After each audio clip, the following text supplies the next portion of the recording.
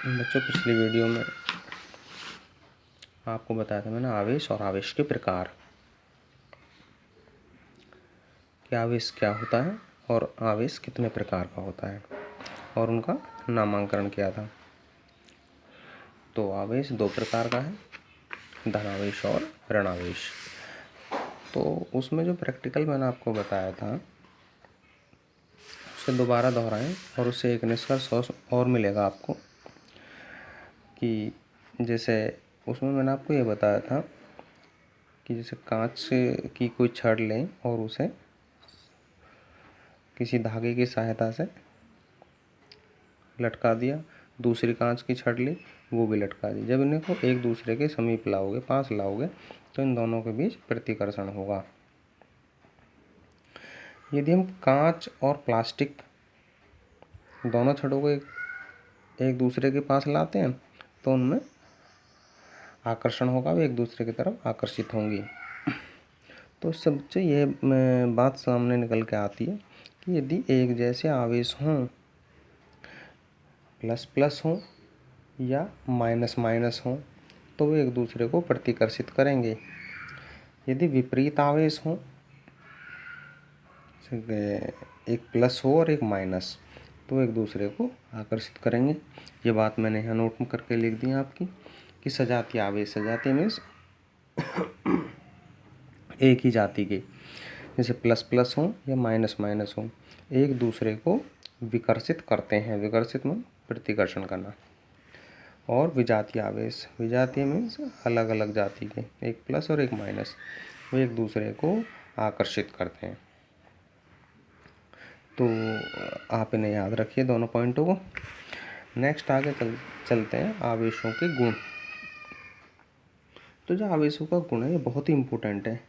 इसे आप देखें कि आवेशों के 3 गुण हैं। तो आप यहाँ देखो, सबसे पहला गुण है एडिटिविटी, यानी कि योज्यता का नियम। योज्यता का मतलब कि जो आवेश होते हैं हमारे, उनका आपस में बीजगणितीय योग होता है।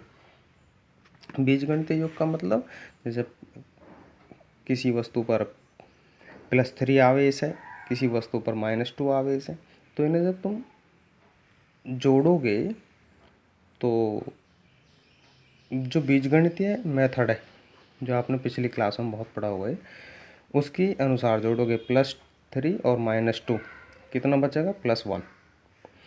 किसी वस्तु पर +2 आवेश है, किसी वस्तु पर -2 है, तो क्या बचेगा? 0। किसी वस्तु पर +2 आवेश है, किसी वस्तु पर -3 आवेश है, तो इन्हें सरल करने पर कितना बचेगा? -1। तो इस तरह से आवेशों में जो देखने को मिलता है वो योज्यता का गुण मिलता है, यानी कि कुल आवेश जो होगा वो बीजगणितीय योग की सहायता से निकाला जाता है। दूसरा गुण इसका मोस्ट इम्पोर्टेंट गुण है, एग्जाम में कितनी बार पूछा गया आपसे, क्वांटिजेशन, आवेश की मात्रा का निर्धारण करना या परिमापन करना। आवेश की मात्रा का निर्धारण करना या परिमापन करना, या क्वांटीकरण भी कहते हैं या परमाणुकता भी कहते हैं। तो क्वांटीकरण के नाम से कितनी बार पूछा गया है, परमाणुकता के नाम से कितनी बार पूछा गया है। तो देखिए इसे कि कोई वस्तु है हमारे पास, हम उसको आवेशित कर रहे हैं, आवेश दे रहे हैं उसे। तो हम किस तरह से देते हैं? हमने उसे 1 इलेक्ट्रॉन दिया, तो इस पर आवेश की जो मात्रा है वो इस तरह निकालोगे कि जो आवेश है, इस पर आवेश बराबर जितने इलेक्ट्रॉन दिए हैं वो, और मल्टीप्लाई 1 इलेक्ट्रॉन पर आवेश। हमने इसे 1 इलेक्ट्रॉन दिया है तो यहाँ 1 गुणा 1 इलेक्ट्रॉन पर आवेश।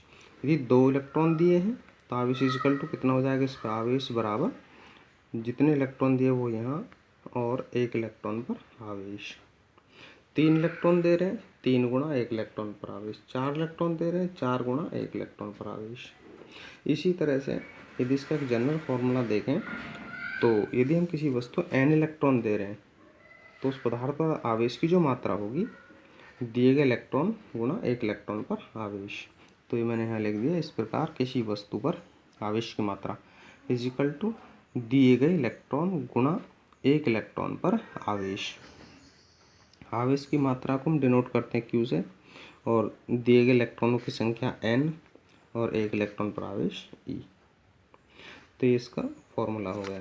तो जो क्वांटीकरण का सिद्धांत है, इसमें पूछता है आपसे तो क्वांटीकरण का सिद्धांत बताइए। तो क्वांटीकरण का जो सिद्धांत है वो ये है कि जो हमारा आवेश जो है वो लगातार नहीं बढ़ता, वो स्टेप के रूप में बढ़ता है। कारण क्या है इसका? क्योंकि इलेक्ट्रॉन विभाजित नहीं होता, हम इससे विभाजित नहीं कर सकते। ये सबसे छोटा कण है, इसे हम प्राइमरी आवेश भी बोलते हैं।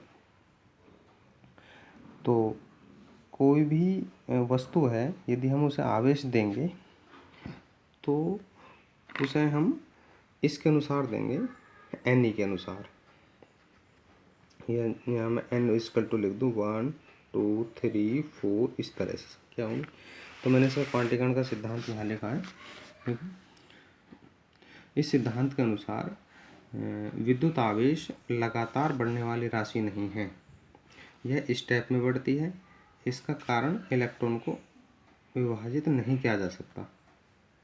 इसका कारण है कि इलेक्ट्रॉन को विभाजित नहीं किया जा सकता। तो हम किसी पदार्थ को जो इलेक्ट्रॉन देंगे वो इस रूप में देंगे, E हो 2E 3E 4E 5E इस तरह से। यानी कि आवेश का एक क्वांटा दे सकते हैं E, यानी कि मूल आवेश, या इसका पूर्ण गुणज हो वही दिया जा सकता है। तो आप इसे याद कर लीजिए, ये आपका क्वांटीकरण का सिद्धांत है। आगे बात समझ में? कितनी बार पूछा गया आपसे कि क्वांटीकरण का सिद्धांत क्या है, तो आप बता सकते हो। इस सिद्धांत के अनुसार विद्युत आवेश लगातार बढ़ने वाली राशि नहीं है, यह स्टेप में बढ़ती है। इसका कारण है कि इलेक्ट्रॉन को विभाजित नहीं किया जा सकता। अतः आवेश का एक क्वांटम E या इसका पूर्ण गुणज E, 2, E, 3 इस तरह से ही पदार्थ में जा सकता है। तो ये आपका होगा क्वांटीकरण का सिद्धांत, आवेश का दूसरा गुण। तीसरा गुण पर आइए। तीसरा गुण है आपका आवेश का संरक्षण। आवेश का संरक्षण, तो जो आवेश का संरक्षण है उसे देखिए आप। हम यदि हमारे पास केवल एक इलेक्ट्रॉन है, एक इलेक्ट्रॉन, तो हम उसको ना तो उत्पन्न कर सकते और ना ही उसको नष्ट कर सकते। यानी कि प्रकृति में कुल आवेश की जो मात्रा है वो शून्य होती है। तो जो हमारा एकल आवेश है ना तो कभी भी उत्पन्न होता है और ना ही कभी भी वो नष्ट होता है। हाँ, उसका स्थानांतरण जरूर होता है एक वस्तु से दूसरे वस्तु में। और यदि अच्छा, ये तो आप लोगों को बता दिया मैंने कि यदि केवल एकल आवेश हो तो उसे ना तो उत्पन्न किया जा सकता है और ना ही नष्ट किया जा सकता है, यह केवल स्थानांतरित किया जा सकता है। यदि जोड़ी की बात आती है, जोड़ी मतलब प्लस माइनस, तो उसे में आवेश को नष्ट भी किया जा सकता है और उत्पन्न भी किया जा सकता है। इसके लिए मैं आपको बताऊं थोड़ा, जैसे ये दिया हुआ है, मैंने यहाँ लिखा जैसे आवेश का जोड़ी में नष्ट होना। जब एक इलेक्ट्रॉन और एक पॉजिट्रॉन एक दूसरे की तरफ आकर्षित होते हैं तो उनके बीच बल लगता है। बल से क्या होगा? त्वरण पैदा होगा और त्वरण से उसका वेग बढ़ेगा। इस प्रकार ये बहुत अधिक वेग से एक दूसरे की तरफ आएंगे और तेजी से टकराएंगे। जब ये टकराते हैं तो विखंडित हो जाते हैं और इनका स्वरूप बदल जाता है। स्वरूप बदलने पे ना तो इलेक्ट्रॉन रह जाता है ना पॉजिट्रॉन रह जाता है, ये दोनों ही खत्म हो जाते हैं। इनके स्थान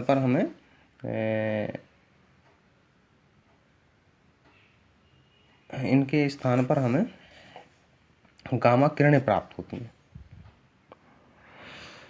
यानी कि इलेक्ट्रॉन और पॉजिट्रॉन ये खत्म होकर किस में बदल गई? गामा किरणों में। तो यहाँ एक बात ध्यान दो कि ना तो अकेला इलेक्ट्रॉन ख़त्म होता है, ना अकेला पॉजिट्रॉन ख़त्म होता है। तो यानी कि इलेक्ट्रॉन के नष्ट होने के लिए एक पॉजिट्रॉन जरूरी है और एक पॉजिट्रॉन के ख़त्म होने के लिए एक इलेक्ट्रॉन जरूरी है। आगे बात समझ में। तो जब इलेक्ट्रॉन और पॉजिट्रॉन यानी कि एक प्लस और एक माइनस दोनों एक साथ खत्म हो रहे हैं तो प्रकृति का कुल आवेश अब भी 0 है। तो ये था इसका जोड़ी में नष्ट होने का। अब मैंने आपको बताया था कि आवेश जोड़ी में उत्पन्न भी किया जा सकता है। तो उत्पन्न के लिए देखिए कि ये जो गामा किरणें हैं, जब हम इसे प्लेटिनम प्लेट पर डालते हैं, ये जो गामा किरणें इन्हें प्लेटिनम प्लेट पर डालो तो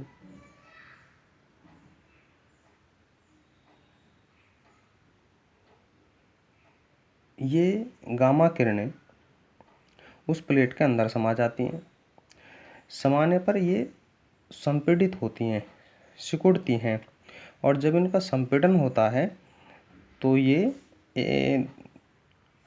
दो कणों के रूप में परिवर्तित हो जाती हैं, एक कण इलेक्ट्रॉन और दूसरा कण पॉजिट्रॉन। तो इस तरह से गामा किरणों से इलेक्ट्रॉन और पॉजिट्रॉन प्राप्त करना और इलेक्ट्रॉन पॉजिट्रॉन से गामा किरणें प्राप्त करना, ये स्थिति बताती है कि यदि जोड़ी में हो तो आवेश को नष्ट भी किया जा सकता है और उत्पन्न भी किया जा सकता है। तो मैंने यहाँ नोट कर दिया, जोड़ी में प्लस माइनस आवेश को नष्ट भी किया जा सकता है और उत्पन्न भी किया जा सकता है। आगे बात समझ में। तो ये है आपका आवेशों के गुण।